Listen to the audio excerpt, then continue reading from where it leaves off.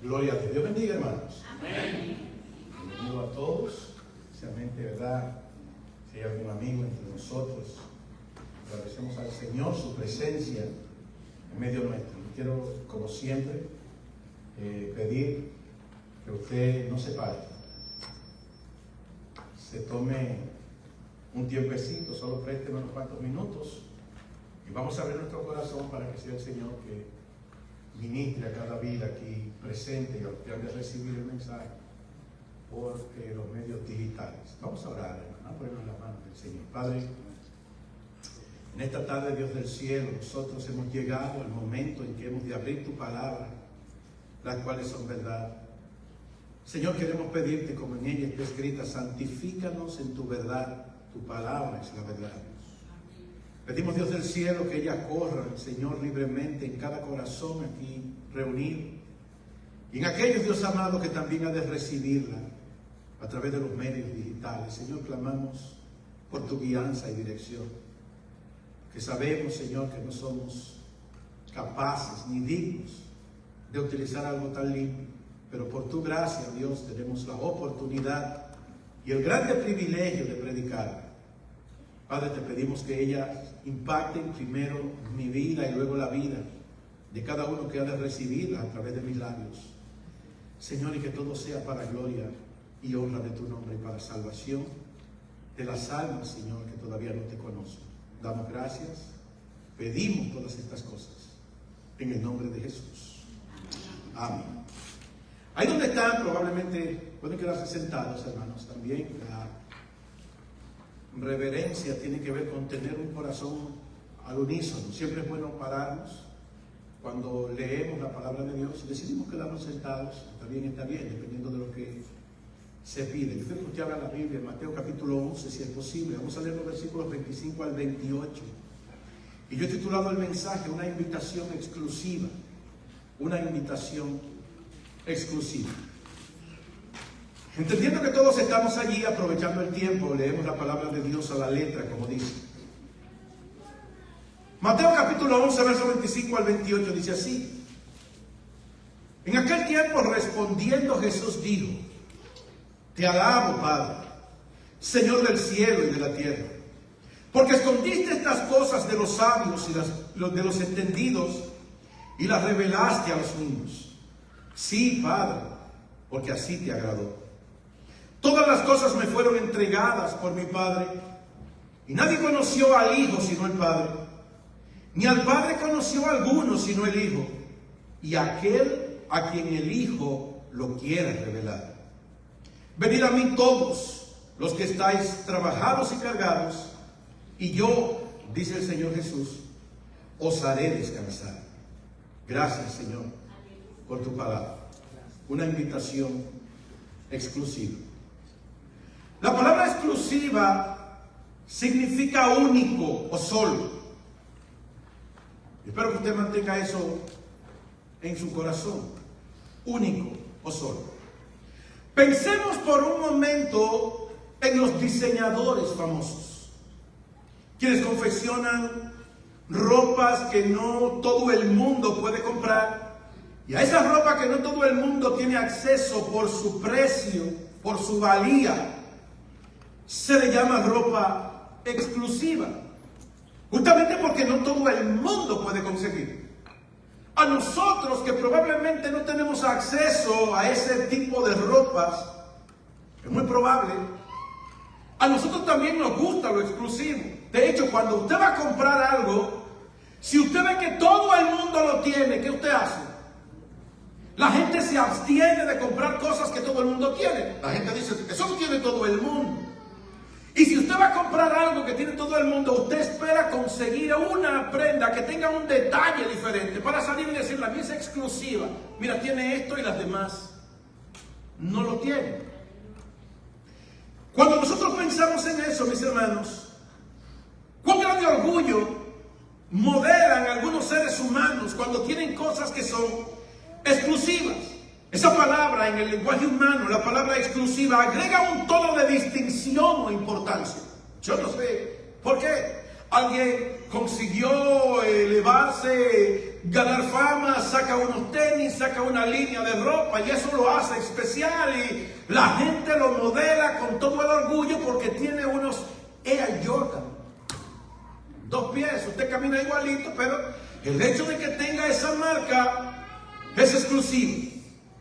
Esas características de exclusividad son justamente las que el Señor Jesús agrega al llamar a la persona o a llamar personalmente a cada ser humano. Usted sabe que el Evangelio es exclusivo, hermano. Cristo agrega esa exclusividad al llamar a cada ser humano. Aunque el Evangelio tiene un llamado universal, venid a mí todos, dice la Escritura. Hay un llamado universal desde el momento en que Cristo murió en la cruz.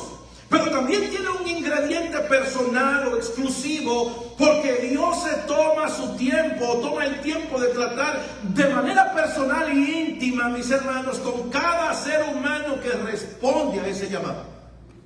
Usted sabía que Dios está tratando con nosotros de manera personal, cada uno. Uno diría, bueno, en la mente finita del ser humano eso no tiene sentido. Porque nosotros no podemos ocupar más que un solo lugar en el espacio. Pero Dios trata de manera especial con cada uno de esos que Él los llama. De manera íntima Dios trata con cada uno de nosotros.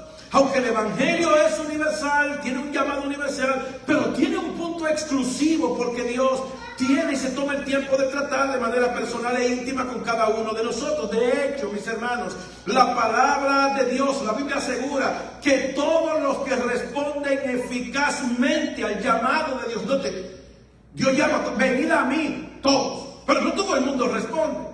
Las Escrituras enseñan que todo el que responde de manera personal a ese llamado de Dios fueron preconocidos, o sea, conocidos antes de que inclusive fueron formados en esta tierra. Fuimos santificados, fueron justificados, fueron apartados por el Padre para ser personalmente redimidos por su Hijo Jesús en la muerte en la cruz y ser injertados de manera personal en la iglesia a través del poder del Espíritu Santo. ¿Usted se da cuenta lo exclusivo que es esto?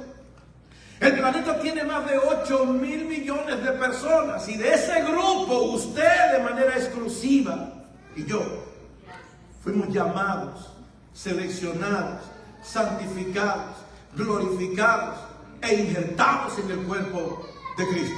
¿Se da cuenta, hermano, que eso no puede ser cualquier cosa? En nuestro texto nosotros vemos que después del reproche que Jesús hizo a las ciudades penitentes, ¿cuántos recuerdan las ciudades? Capernaum, Betsaida y Corazín. Eso fue lo que predicamos el domingo pasado. Y a fin de aprovechar cualquier interés en la salvación que ese mensaje, esas palabras pudieran haber producido en el corazón de algún oyente, el Señor levanta su voz en este pasaje y pronuncia públicamente las siguientes palabras.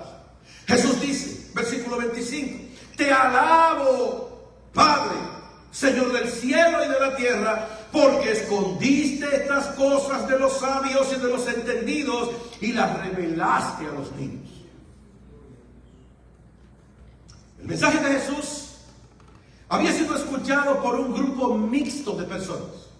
Mucha gente había escuchado, mis hermanos, entre ellas estaba gente estudiada, gente que era bien educada, gente que había durado todo el tiempo y mucho tiempo estudiando. Habían personas que ocupaban altos cargos religiosos y políticos. En ese grupo y en ese cúmulo de personas habían personas que no habían estudiado absolutamente nada, pertenecientes a la masa que nosotros conocemos como el vulgo, la masa desposeída, la masa pobre, los cuales constituían en el tiempo del Señor la mayoría del pueblo. Y dentro de ese grupo mixto, de esa multitud mixta de personas, muchos de ellos que pertenecían a los diferentes grupos, porque no solo se convirtieron los pobres, o muchos de los pobres. Dentro de eso, un grupo de personas que pertenecían a los diferentes grupos que nosotros acabamos de mencionar, vinieron a Jesús en arrepentimiento y fe. Se convirtieron políticos, se convirtieron sacerdotes, se convirtieron hombres ricos, se convirtieron todo tipo de pecadores, se convirtieron gente que eran pobres, que no tenían absolutamente nada, mendigos de la calle. Mucha de esa gente vino al Señor, mostrando así, de esa manera, que el problema no está, mis hermanos, en las riquezas, ni en la educación del hombre, o en el estatus social que el ser humano tenga. El problema del ser humano está en el corazón. ¿Lo ven? Nosotros hemos comparado la humildad con la pobreza, hemos comparado la altanería con la riqueza, y nada tiene que ver con eso. Todos los hombres estamos en una naturaleza caída, tenemos una condición caída, y el problema del ser humano está en el corazón del hombre, el cual debe ser transformado por el poder exclusivo de Dios. Nada puede cambiarlo, solo Dios. Por eso el Señor nos mandó a predicar el Evangelio. En su oración aquí nosotros vemos que Jesús muestra que la salvación es algo exclusivo del Padre, el cual es el Señor del cielo y de la tierra. De hecho, mis hermanos, esa es una verdad recurrente en las Escrituras. La gente quiere poner muchas cosas, pero la Biblia enseña que la salvación depende y es exclusiva de nuestro Dios. Nosotros encontramos, por ejemplo, al salmista David, que declaró en el Salmo 3, verso 8. Él dice: la salvación es de Jehová, le pertenece a Él. Sobre tu pueblo sea tu bendición. El profeta Jonás, por su parte, hizo una declaración similar en el libro que lleva su nombre. Dice Jonás capítulo 2, verso 9: mas yo con voz de alabanza te ofreceré sacrificios. Y dice Jonás: pagaré lo que prometí. Y dice, termina diciendo: la salvación es de Jehová. ¿Lo ve, hermano? Es exclusivo. Nosotros encontramos que fue el mismo Dios quien afirmó esa realidad. No solamente lo dijeron los profetas inspirados, que ya dicho de paso, si lo dijeron ellos bajo la inspiración del Espíritu Santo, lo dijo Dios. Pero el mismo Dios, mis hermanos, se encargó de poner su firma para que no haya ningún tipo de idea preconcebida en la mente de nadie. Cuando Moisés le pidió que le mostrara su gloria, recuerdan, en aquella montaña: Señor, yo lo único que quiero ver es que tú me muestres tu gloria. La Biblia dice que el Señor Jehová le respondió, Éxodo capítulo 33, verso 19: yo haré pasar todo mi bien delante de tu rostro y proclamaré el nombre de Jehová. Oiga esto, hermano, delante de ti, y tendré misericordia, dice el Señor, del que tendré misericordia, y seré clemente para con el que seré clemente. Es exclusivo. Dios le da su salvación y su gracia a quien Él quiere. Y eso sobre la base, mis hermanos, que es lo que mucha gente no entiende, de que ninguno de nosotros la merecemos. No hay nadie que la merezca. Si nadie la merece, usted le da su gracia y su salvación a quien usted quiere. Siendo cónsono con esa enseñanza de los profetas del Antiguo Testamento y con lo que dijo el mismo Señor Jesús que acabamos de leer en Éxodo, aquí Jesús deja claro que la salvación no depende de los planes humanos. Hermano, no hay forma que usted diga. Yo conozco gente que dice: no, yo estoy esperando resolver tal cosa y luego yo voy. ¿Quién te dijo que depende de ti? Cuando Dios te llama, hermano, te llamó y punto. Y es cuando Él quiere. No depende de los planes humanos, ni depende de la sabiduría humana, no importa lo que se sepa. Hay mucha gente que sabe mucha Biblia y no son salvos.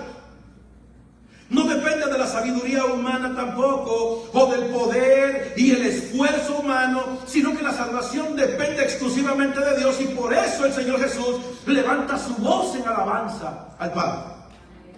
En esas palabras está impreso también un mensaje para los que nosotros los que predicamos.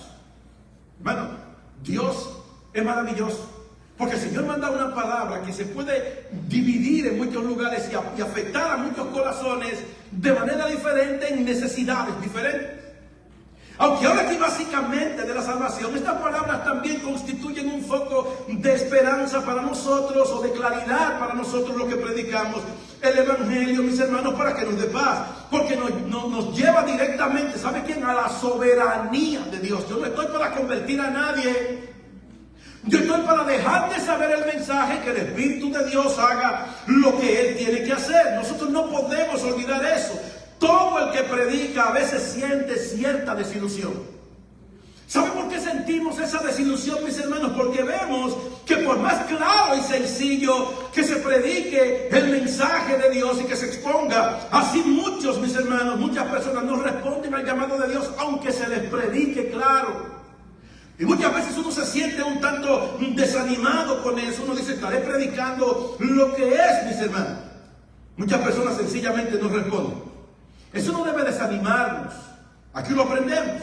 Si muchos de los hombres de la época del Señor rechazaron el mensaje de Dios predicado nada más y nada menos que por los labios de la segunda persona de la Trinidad, Dios el Hijo, quien acompañó su mensaje con señales, prodigios y milagros asombrosos, es muy improbable, mis hermanos, que nosotros esperemos un resultado distinto. ¿Tiene sentido? Hoy nosotros predicamos y usted ve que la gente sale y entra, la gente sigue recibiendo el mismo mensaje, la gente sigue caminando, vuelve y entra, y muchas personas sencillamente no entran. Bueno, hermano, eso le pasó al Señor Jesús. La Biblia enseña que nuestra responsabilidad es testificar de Cristo de manera fiel. Mi trabajo es predicar lo que Dios dijo, no lo que a mí me parece. Y el trabajo del Espíritu Santo es añadir a la iglesia aquellos que han de ser salvos. ¿Lo ven, hermano? Esto es un trabajo en conjunto. Yo soy solo un mensajero. El que cambia los corazones de los hombres es Dios. Aunque el llamamiento de Dios es universal, solo responderán positivamente a ese llamado aquellos que han sido ordenados para vida eterna desde antes de la fundación del mundo. No hay forma, hermanos, de que no salgamos de ahí. Eso es lo que declara el apóstol Pablo. Libro de los Hechos, capítulo 13, versículo 47 al 48. Dice así la palabra de Dios. Porque así nos ha mandado el Señor diciendo, te he puesto para la luz de los gentiles, a fin de que seas para salvación hasta lo último de la tierra. Los gentiles, dice aquí, oyendo esto, se regocijaban y glorificaban la palabra del Señor. Y creyeron todos los que estaban ordenados para vida eterna. Cuando yo leo palabras como estas, me llenan de alegría y de agradecimiento. Porque yo sé que sin merecerlo el Señor, como dice la Biblia, sin haber hecho bien ni mal, el Señor se acordó de mí, un miserable que no lo merecía. ¿Lo ven, hermano? Y de manera exclusiva, desde antes de la fundación del mundo, el Señor me vio, me llamó, me justificó, me santificó, y pasando el tiempo, todo eso se cristalizó en mí, me sacó de la basura, del alcoholismo, de muchas cosas malas, enderezó mis pasos, me limpió, y no solamente me hace eso y me da salvación, sino que me da el grande privilegio de yo entonces predicar su palabra y dirigir a su pueblo. Hermano, eso no es cualquier cosa. Eso es mejor que ser presidente de esta nación. ¿Lo ven? Pero usted tiene que tener en cuenta, mis hermanos, y valorar lo que usted ha recibido.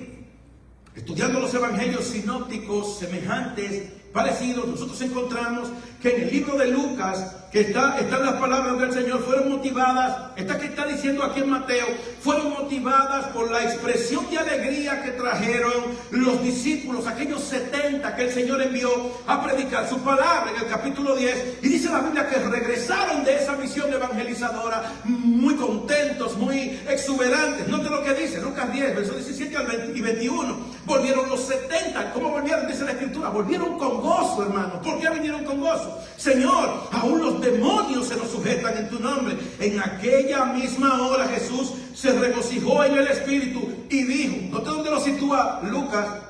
En el regreso de la misión de esos 70. ¿Y qué dijo el Señor? Yo te alabo, Padre, Señor del cielo y de la tierra, porque escondiste estas cosas de los sabios y entendidos y las has revelado a los niños. Sí, Padre, porque así te agradó. Exactamente la misma palabra que leímos en Mateo. El evangelista Mateo, mis hermanos, por su parte, sitúa las palabras del Señor justamente después del trágico mensaje que el Señor le da a las ciudades penitentes de Corazín, Betsaida y Capernaum.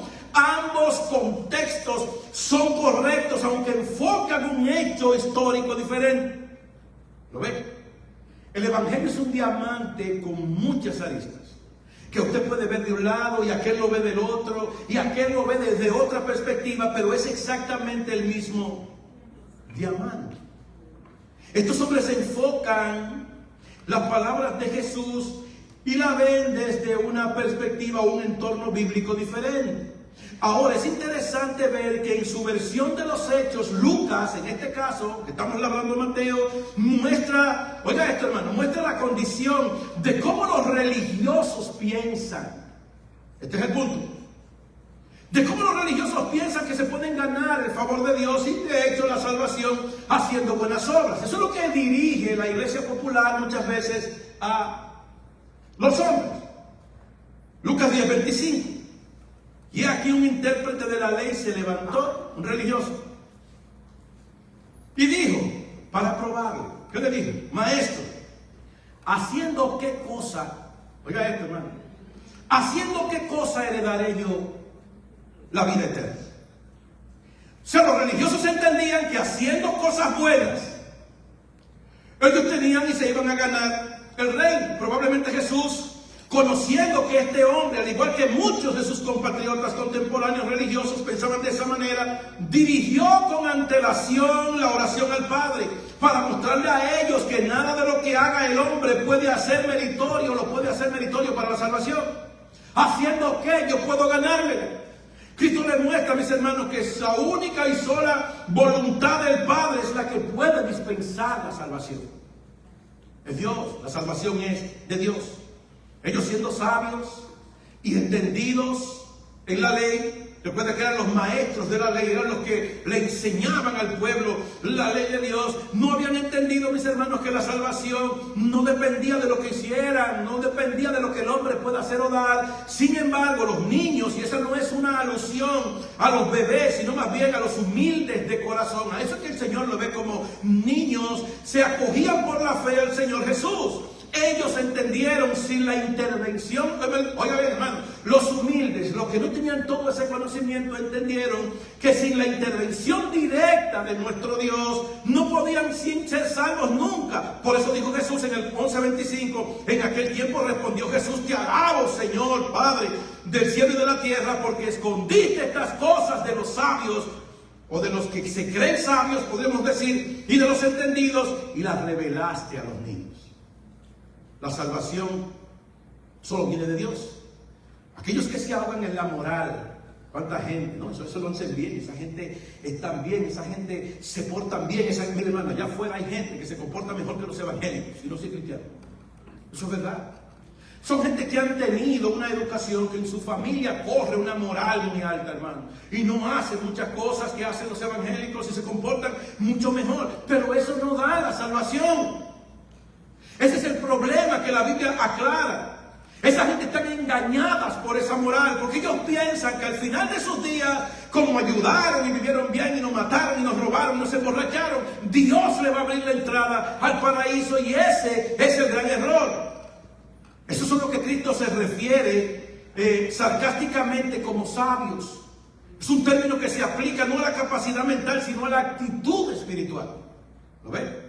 Yo creo que sí, que yo estoy bien con el Señor, porque yo vivo de esta manera. Ellos creen que haciendo cosas buenas pueden conseguir la salvación, y están equivocados, porque la salvación es un regalo de Dios. Es un regalo. La salvación es un regalo de Dios, el cual ningún ser humano merece. No lo merecemos.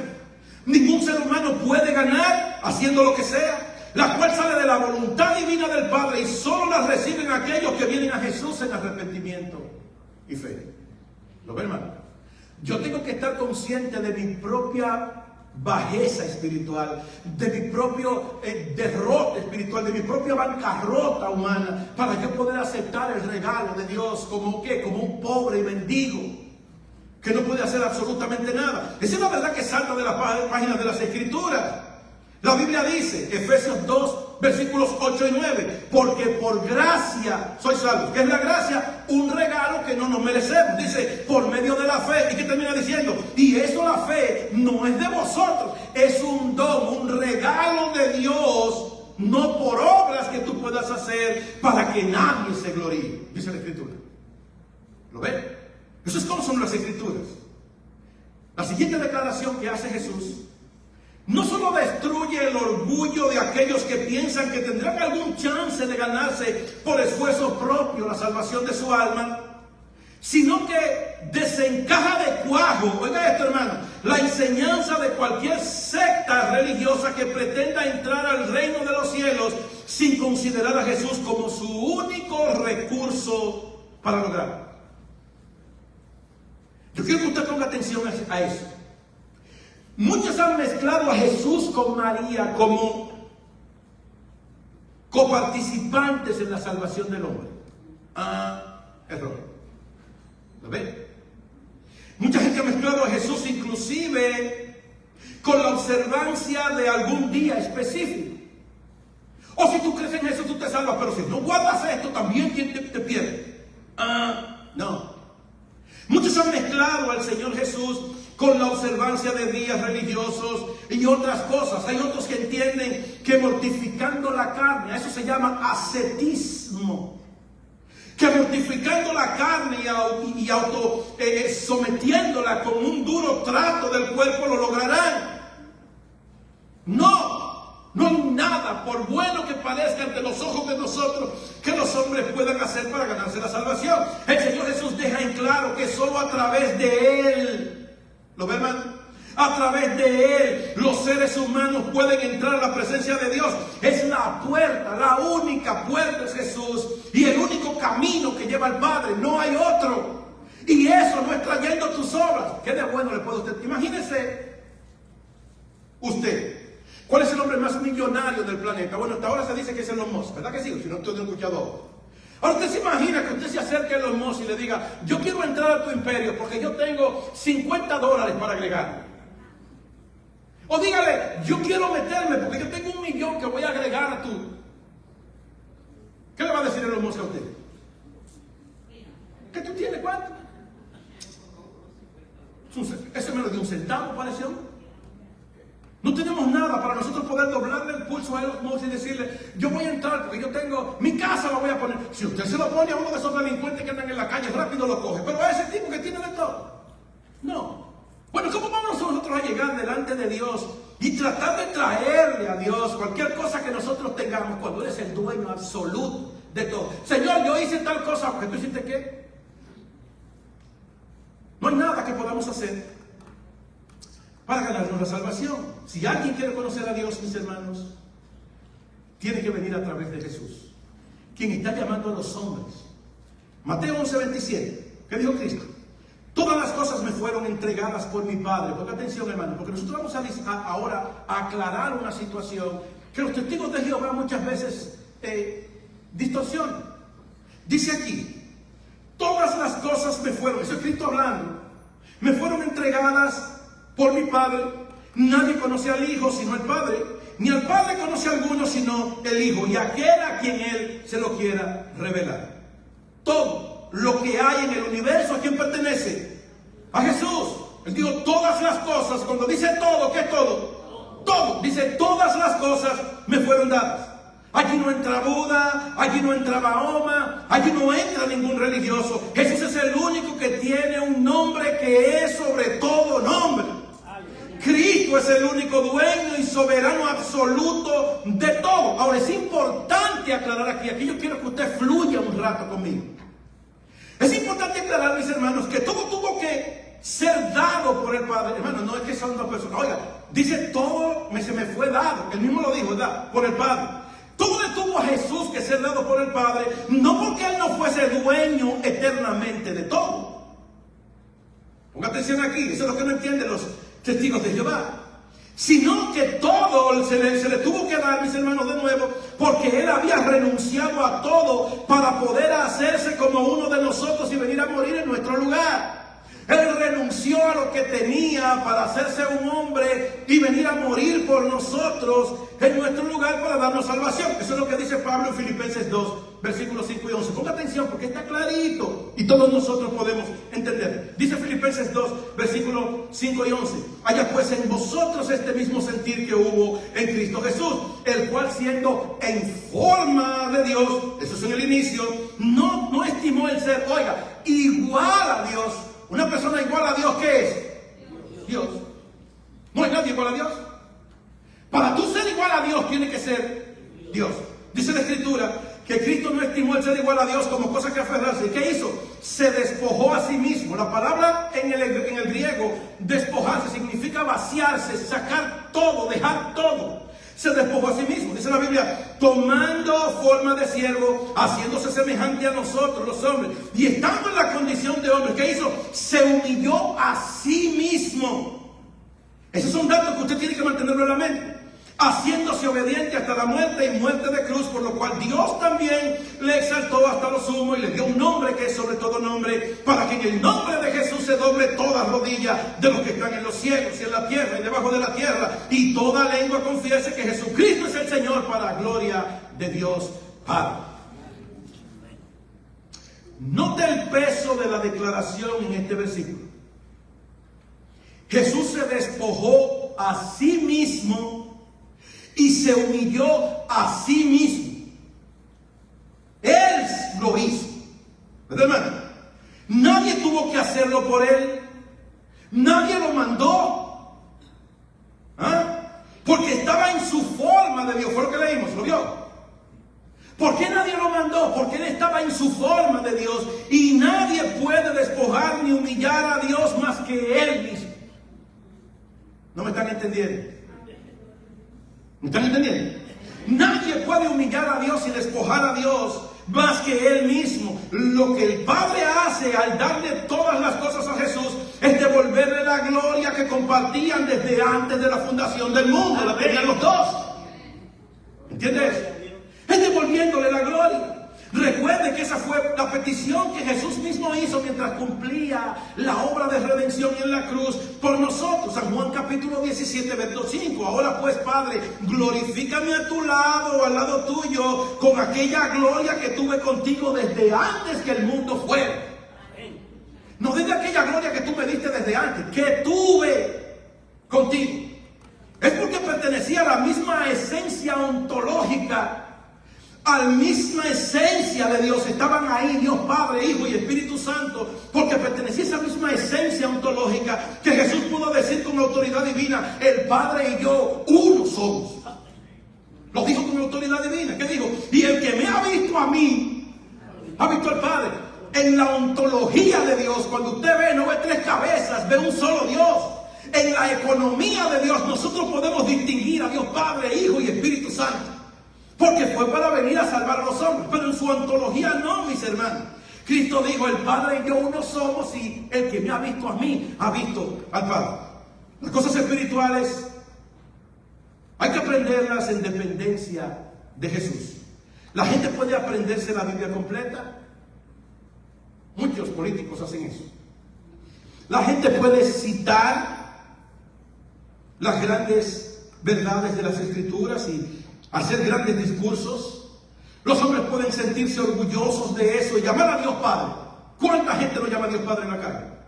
Todo el mundo. Nuestro Padre que está en los cielos. Claro, hay algunos que se han ido por encima. El tigre que está allá arriba, el hombre que me está mirando. Dios tenga misericordia de esas almas. A Dios hay que honrarlo, porque Dios es Dios y no es como nosotros.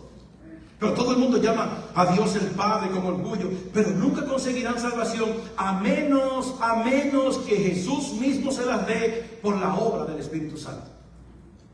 No hay forma de que el hombre pueda hacer cosas para ganarse. Versículo 27, que dijo el Señor Jesús: nadie conoce al Hijo sino al Padre, ni el Padre conoce a alguno sino el Hijo, y aquel a quien el Hijo lo quiera revelar. ¿Se da cuenta? No hay otro camino. Tenemos que venir a través de Jesús. Jesús dijo, San Juan 14:6, yo soy el camino único. Yo soy la verdad única. Yo soy la vida, dice Cristo, y termina diciendo: y nadie viene al Padre sino por mí. Si hay alguien que aún no tiene salvación, no tiene la salvación de su alma, necesitas entender que tu único chance para poder estar un día en la presencia del Dios vivo y vivir en su gloria eterna es Jesús. Ese es tu único chance. No hay otra oportunidad. Y esa oportunidad puede cerrarse en cualquier momento. Jesús es el único chance de la humanidad. Él es la única puerta a través de la cual entramos todos aquellos que seremos salvos un día por la gracia de Dios. No hay otra forma. Hermano, no hay otra forma. No dejes que ninguna religión te diga otra cosa. No hay otra forma, amigo. Por esa razón es que el Señor al final de nuestro texto extiende su invitación exclusiva. Versículo 28. Venid a mí, todos los que estáis trabajados y cargados. Y oiga lo que dice. Y yo os haré descansar. ¿Quién hace eso? Jesús. El Salvador hace una invitación llena de amor a todos los que se encuentran en una situación miserable, en una situación desesperada por causa de su pecado. Todos los que están cargados, hermano, si hay algo que hace este mundo, es cargarnos. Y el Señor le llama a toda esa gente. La única condición, mis hermanos, está en sentirse cargados y trabajados, en reconocer tu propia bancarrota espiritual. Eso es lo que te pide. No te dice dejar tu dinero, no te dice dejar, ni siquiera te dice dejar de hacer lo que estás haciendo. Eso es algo que Él te va limpiando. Solo tienes que reconocer tu incapacidad espiritual, tu condición de bancarrota espiritual, todo lo que están trabajados y cargados. Y su promesa es hacerte descansar. Yo sé que yo no lo merezco, lo que he recibido, pero ¿saben por qué yo estoy tranquilo? Porque el Señor me dio una paz que el mundo no la da. Y me hizo descansar de pensar que algún día voy a terminar en el infierno. ¿Por qué? Porque yo sé que ahora todos mis pecados han sido perdonados en Cristo. Y eso me da paz. Eso me ayuda a descansar por las noches, mis hermanos. Eso me ayuda a seguir adelante. Todas esas cargas que tú has llevado por mucho tiempo, la cual te roba la tranquilidad, muchas veces te roba el sueño. Odias a personas, tienes problemas con otros, tienes problemas familiares con tu esposa, con situaciones con tu esposo. Todas esas cargas que te roban el sueño y la felicidad, Dios dice, venid a mí, tráelas, y la garantía que te da es la paz con Dios, la cual, mis hermanos, trae tranquilidad al alma y sobrepasa todo entendimiento. Estoy casi terminando, pero yo quiero que usted me dé unos minutos más. Noten lo que dicen los versículos siguientes. Versículos 29 y 30. Se lo leo. Cristo dice, después de llamar a la paz, llevad mi yugo sobre vosotros y aprended de mí, que soy manso y humilde de corazón. ¿Y qué dice? Y hallaréis descanso para vuestras almas, porque mi yugo es fácil y ligera mi carga. Yo no soy del campo. Y probablemente muchos de ustedes nacieron en la ciudad. Para nosotros el yugo es algo desconocido. Pero el yugo, mis hermanos, para los que tienen la misma condición que yo, es un instrumento que reparte la carga entre dos bueyes que la llevan y que van labrando la tierra. Nosotros hemos visto eso en muchas imágenes, inclusive en películas de vaqueros. Juntan dos bueyes, le ponen un palo, ¿verdad?, amarrado a veces con candados, cadenas, y los dos van juntos ahí, jalando la carga. Si hay uno más fuerte que el otro, el más débil sufre. Si uno se cae, el otro sufre. O sea, van juntos llevando la carga. A pesar de que eran dos, o de que son dos, cuando la carga era muy pesada, el yugo también le lastimaba la cabeza al animal. Recuerde que está empujando y es una madera que no está ahí fija, sino que se mueve. Y cuando caminaban y jalaban, muchas veces le lastimaba la cabeza al animal y aún sus propios lomos a los bueyes. Con ese ejemplo gráfico, mis hermanos, el cual era ampliamente conocido por los agricultores y los hombres que vivían en el tiempo del Señor, y aludiendo básicamente a la fuerte carga espiritual que representaba la ley para el pueblo, y en este caso nuestras cargas representan una ley que nos daña. Seamos honestos. Todo el que discute con su compañero, aunque usted intente ganar la discusión o perderla, al final no nos sentimos mal. Cuando usted le dice algo mal a su hijo o a su hija, ¿no se siente mal? Cuando usted pelea con alguien, sea un amigo o lo que sea, son cosas que uno la lleva en el corazón. Por eso cuando nos convertimos, la Biblia nos manda a pedir perdón y a ponernos de acuerdo con las personas para descargarnos de eso. El perdón, mis hermanos, es una humillación que uno hace, pero no es para agradar al otro, es para usted descargar su alma. Nos ayuda a nosotros mismos. Esas cargas todo el tiempo, no se pueden llevar y ser felices. Y Cristo entiende que la carga del pecado tampoco el hombre la puede llevar. Nadie podía mantenerse en eso, por lo cual, mis hermanos, como los hombres no podían lidiar con su carga, en ese tiempo del Antiguo Testamento tenían que sacrificar animales continuamente, buscando la forma de ser perdonados por Dios y de esa manera alivianar lo mal que se sentían dentro, buscando, mis hermanos, la salvación de Dios. Y eso básicamente era ineficaz. Todo el tiempo estaban en lo mismo. Jesús les muestra que con Él ocurre lo contrario. Con el Señor ocurre lo contrario. Porque siendo ligera la carga que Dios impone sobre ti, y su yugo siendo ligero, y cargándolo Él contigo, Él no va a cargar contigo. En vez de satisfacer o sentir, fatiga, lo que haces es descansar en el Señor. Yo recuerdo cuando yo estaba muchacho que yo venía cargando, no recuerdo qué era. Bueno, en Santo Domingo había tanques de gas.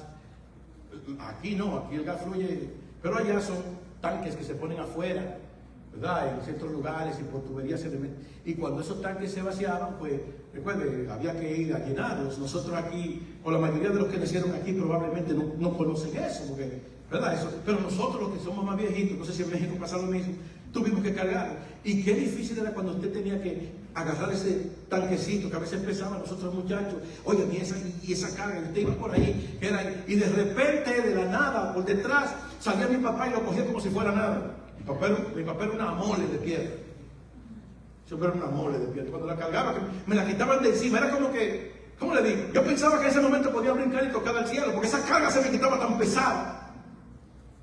Mi papá la tomaba y la llevaba. Eso es lo que Cristo quiere hacer por ti. La comparación es obvia.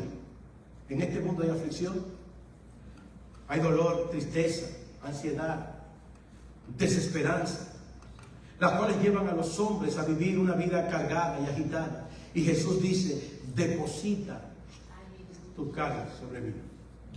Venid a mí, todos los que estáis trabajados y cargados. No hay mejor negocio. Lo que te está diciendo es salvación. Ven cómo estás, dice el Señor. Hermano, la vida del hombre cambia y cambia para bien. Nosotros somos testigos de eso.